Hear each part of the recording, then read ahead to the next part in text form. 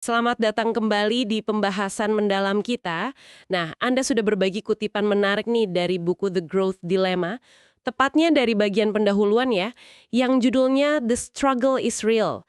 Kita bakal coba gali bareng kenapa sih nambah pelanggan itu seringkali nggak segampang kedengerannya. Kita mulai dari cerita tahun 2015 aja ya, soal Lands' End. Mereka kan rekrut orang baru tuh, Federica Marconi, dari Dolce Gabbana. Tujuannya sih bagus ya, mau bikin mereknya lebih segar, narik pelanggan baru yang lebih modis gitu. Tapi kok hasilnya malah, wah kacau ya. Iya, bener banget. Itu justru poin pentingnya. Alih-alih tumbuh, malah dalam setahun mereka berbalik arah. Dari laba sekitar 9 juta dolar, jadi rugi hampir 8 juta dolar. Pelanggan lama mereka yang setia itu malah banyak yang pergi. Terus segmen pelanggan baru yang katanya modis, nggak datang juga. Jadi ini bukan cuma soal, wah salah pilih desain baju nih, tapi lebih ke, ya itu tadi, perjuangan bertumbuh itu beneran ada dan, nyata.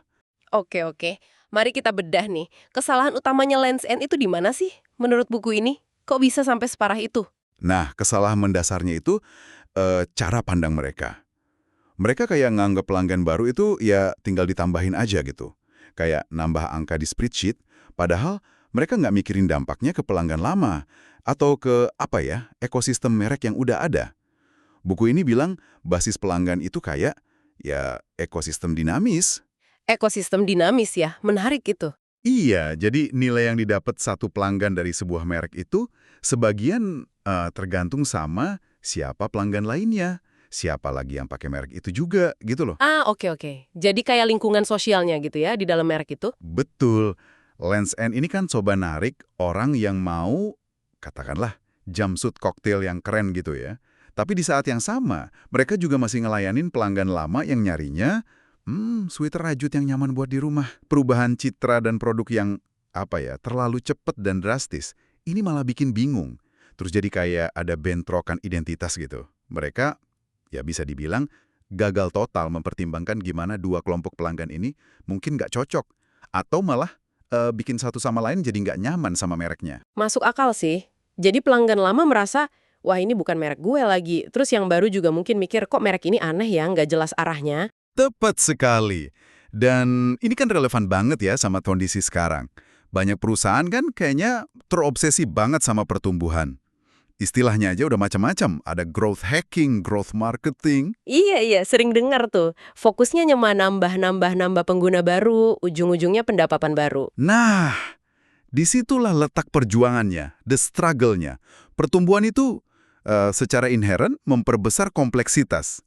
Gini deh, semakin beragam basis pelanggan Anda, seleranya, identitasnya, nilainya, ya semakin gede juga kemungkinan ada gesekan.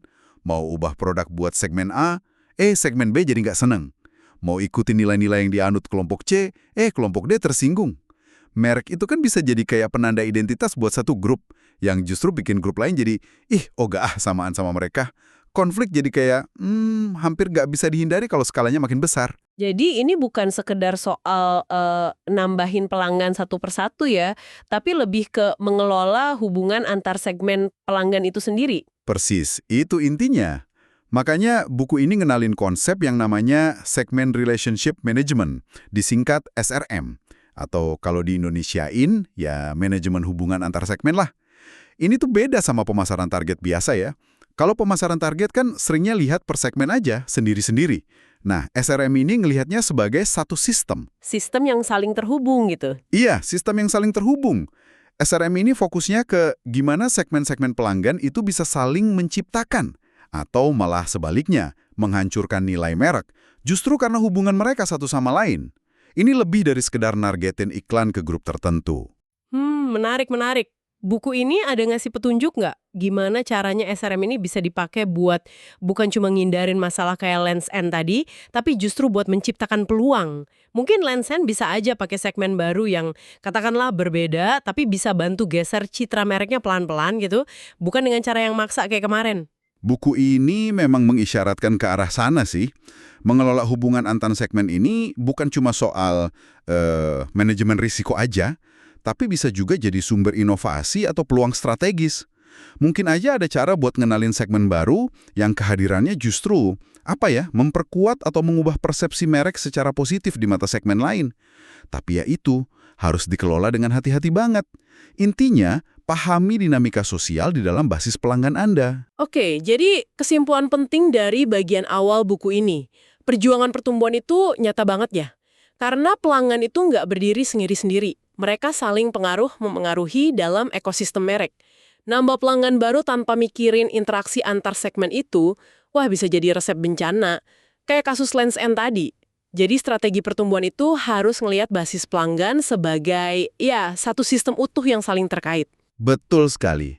Nah, sebagai penutup nih, coba deh Anda renungkan sejenak. Merek apa sih yang Anda pakai sehari-hari yang jelas-jelas punya tipe pelanggan yang beda-beda banget?